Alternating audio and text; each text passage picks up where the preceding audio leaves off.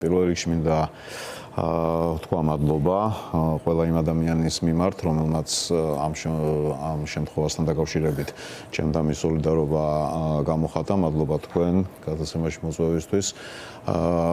მე არ ვიქნებოდი ასეთი ძლიერი, თუ არ იქნებოდა ეს სოლიდარობა, რომელიც აბსოლუტურად დარწმუნებული ვარ, რომ ყველა ჩვენთაგან გვაძლიერებს და ნებისმიერ შემთხვევაში ჩვენ ისეთ ქვეყანაში გვიწევს ცხოვრება, რომ ერთმანეთის გვერდში დგომა ხდება აბსოლუტურად აუცილებელი რამ და კვლავ და კვლავ მინდა მადლობა უხადო ყველა იმ ადამიანს, ვინც აი ეს დილას შემაშფოთებელი ამბავი გაიგო და ზოგი ჩემთან მოვიდა სახში, ზოგმა სოციალურ ქსელში დაწერა, აგრეთვე თქვენთან ვზივარ გადაცემაში.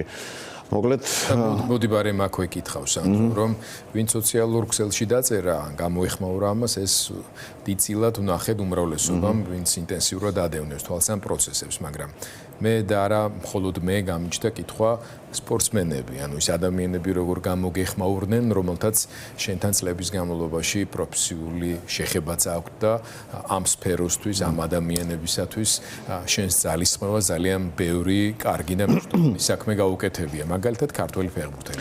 ნუ მე ვერ აღმოვაჩინე ჯერჯერობით ვერაფერი, თუმცა ვნახოთ რა იქნება და როგორ იქნება, ჯერ არაფერი რაც შეეხება სოლიდარობას. გასაგებია. ჩვენ ვერავის ხელოვნურ ხარდაჭერისკენ ვერ უბიძგებთ, უბრალოდ როგორც ფაქტი ჩემთვის საინტერესო იყო, თუმცა შესაძლოა მათი დიდი ნაწილი, რომელიც უბრალოდ საზღვარგარეთ თამაშობს, შეიძლება ინფორმირებულებით არ ყოფილიყვნენ ესე ოპერატიულად, თუმცა მეჭვი არ მეპარება, რომ საქართველოში მიმდინარე პროცესებს ისინიც და მათი ოჯახებიც ინტენსიურად ადევნებენ თვალს. სანდრო, ჩვენ ცხოვრობთ ახლა ქვეყანაში, უпростоრეთ შენდება ისეთი ტიპის სისტემა და საზოგადოება, რომლიდანაც მე და შენ გვეგონა რომ გამოვედით.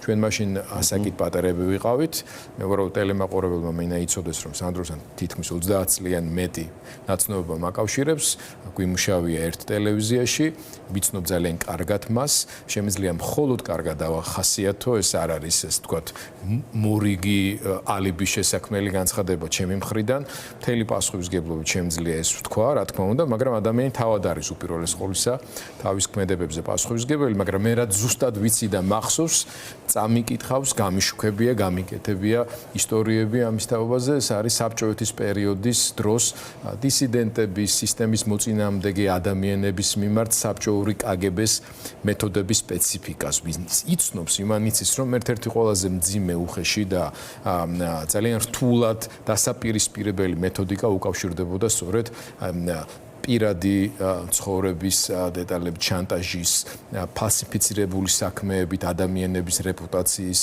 შერყვნის და დაზიანების მცდელობებს.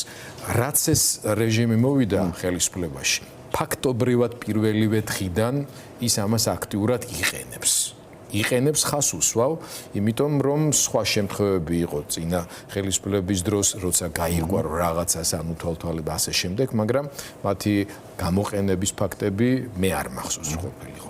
ეს რეჟიმი ამას აქტიურად იყენებს. შენ შემთხვევაში რაზეა ლაპარაკი და რას უკავშირებ თავად ამ ფაქტს? უკავშირებ იმას, რაც ზოგადად ყველა მიცის და მე აქ დასამალი არაფერი არ მაქვს. მე ვცდილობ მაქსიმალურად ვიყო აქტიური და ვცდილობ მაქსიმალურად ვიყო ჩაბმული იმ პროცესში, რომელიც დღეს საქართველოში მიმდინარეობს, გულისხმობ ეს საპროტესტო მუხტი და საპროტესტო ტალღა, რომელიც არის ამ ქვეყანაში. და ვთვლი, რომ არის აბსოლუტურად სამართლიანად და შესაბამისად ეს რომ ძალიან ნერვებს უშლის ჩვენს ხელისუფლებას, ესეც ფაქტია, ხო, ესეც ამაშიც აბსოლუტურად დარწმუნებული ვარ. უკავშირებ ამას.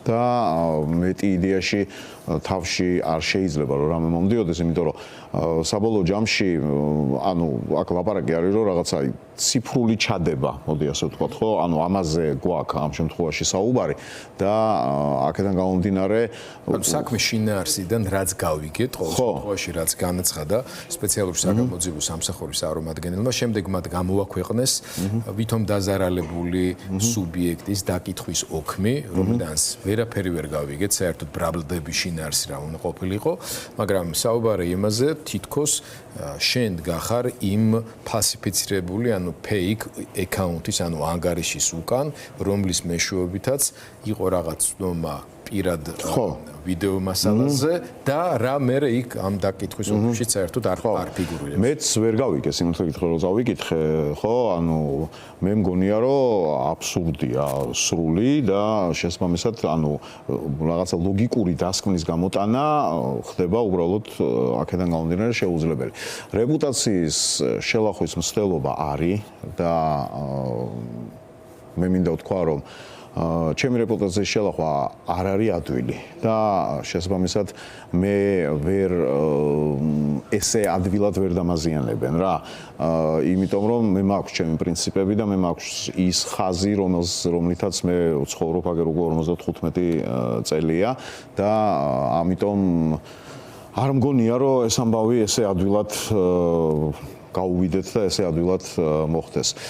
თვითონ ანუ ფორმაზეც მინდა ვთქვა, რომ ანუ როგორც სწორად აღნიშნეთ, მე მყავს მოხუცი დედა სახლში, მისი მდგომარეობა ჩემთვის ყველაზე მნიშვნელოვანი არის, მე მყავს შვილები, მათი მდგომარეობა ჩემთვის ყველაზე მნიშვნელოვანია და შესაბამისად აქვე მინდა რომ თუ ისინი განერვიულდნენ და განერვიულდნენ ჩემს გამო, ხო, აქვე მინდა რომ მათ პირდაპირ ეთერში ბოდიში მოუხადო, მაგრამ ისიც ვიცი რომ ისინი არიან ასევე ძალიან ძლიერები და შესაბამისად ისინიც არიან როგორ გითხრათ, აი იმ ხაზის მიმდევრები, რომელიც მე მაქვს ჩემი სამოქალაქო საზოგადოებას, სამოქალაქო პოზიციაზე ლაპარაკი.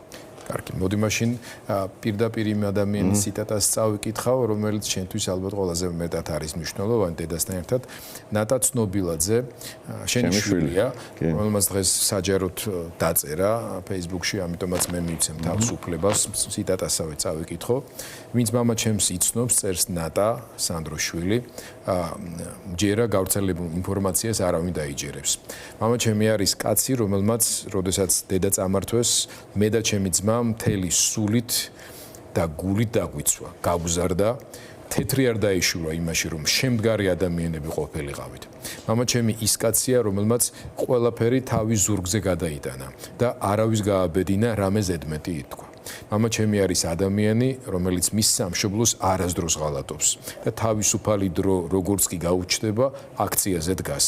მამა ჩემი არის ადამიანი, რომელმაც ცხოვრებაში 1000 სიბინძურე ნახა და მაინც არის შესანიშნავი პიროვნება. ეს პოსტი ოდნავ დიდი იყო, მაგრამ მე მგონია დღევანდელი შემთხვევა თავისი დრამატული და არასასიამოვნო ნაწილის მიღმა ალბათ ღირდა კიდეც იმას, რომ ესეთ ძალიან კარგ შვილს შენსას ასეთ სიტყვები დაეწერა შენზე.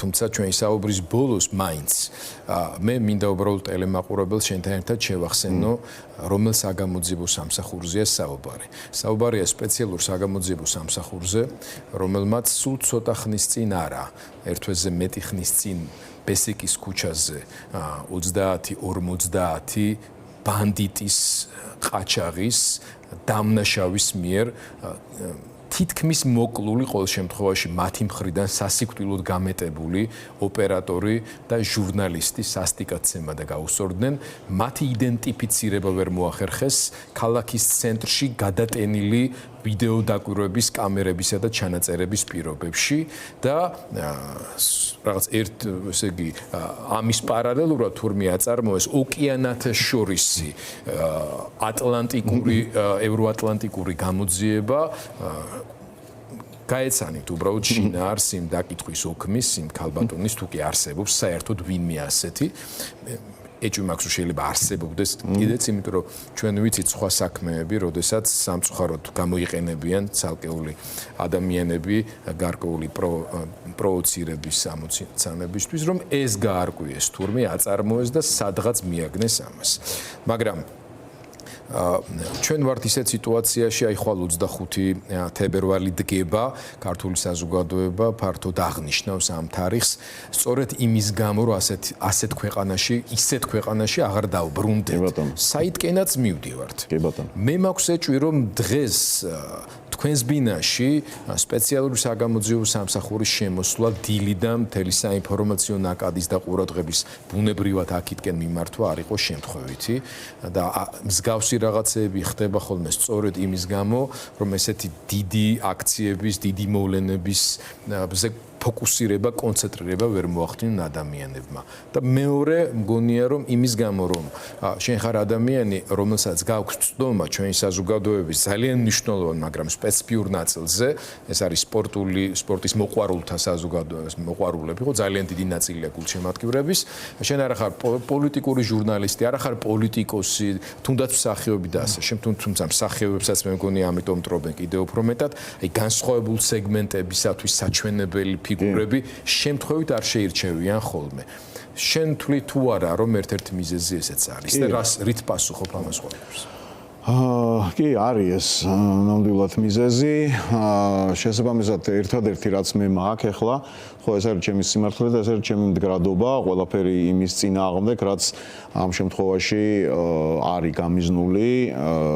ეს იქნება ჩემი რეპუტაციის შელახვა პირველ რიგში, რასაც ძალიან ცდილობენ, ეგერთი ამბავი არის და მე მჯერა რომ ეს ქვეყანა და აი ეს სიმართლე, რომელიც მე მაქვს, არის ჩემი ყველაზე დიდი იარაღი. რომ ეს ქვეყანა დადგება მაინც იმ რელსებზე, რომელიც ჩვენ ყველას გვინდა და რომელზეც გვინდა რომ იდგეს და ეს ქვეყანა მაინც იქნება გაბრწყინებული და ეს ქვეყანა ამ ქვეყანაში იქნება ევროპული დემოკრატია ყოველ მიზეზს გარეშე. და აღარ იქნება აი ის რის წინააღმდეგაც ხვალ არის ეს აქცია, ხო 25 თებერვალია ხვალ. არ გასაბჭოებდა, არ მოხდება ამ ქვეყნის გასაბჭოება, თავიდან არ მოხდება ამ ქვეყნის გარუსება არც ერთ შემთხვევაში.